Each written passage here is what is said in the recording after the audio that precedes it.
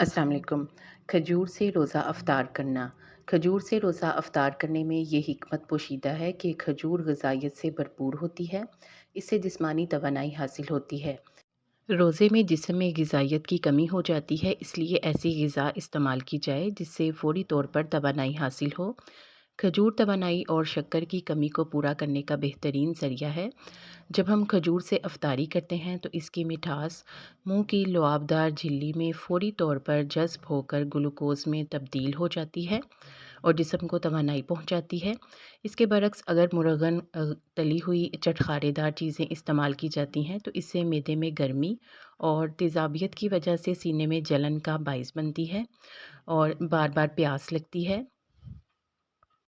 اس سے digestive enzymes تحلیل ہو کر معدے کی دیواروں کو کمزور کر دیتے ہیں اور تبخیر کا باعث بنتے ہیں، جبکہ کھجور سے افطار کرنے میں نہ تو معدے پر بوجھ پڑتا ہے اور نہ ہی معدے میں ہائیڈروکلورک ایسڈ کی زیادتی کی وجہ سے تبخیر پیدا ہوتی ہے۔ آپ صلی اللہ علیہ وآلہ وسلم تر کھجوروں سے روزہ افطار فرماتے، اور اگر تر کھجوریں وقت پر میسر نہ ہوتی تو خشک کھجوروں سے یعنی چھوہاروں سے افطاری فرماتے، اور اگر خشک کھجوریں بھی میسر نہ ہوتی تو پانی کے چند گھونٹ پی لیتے۔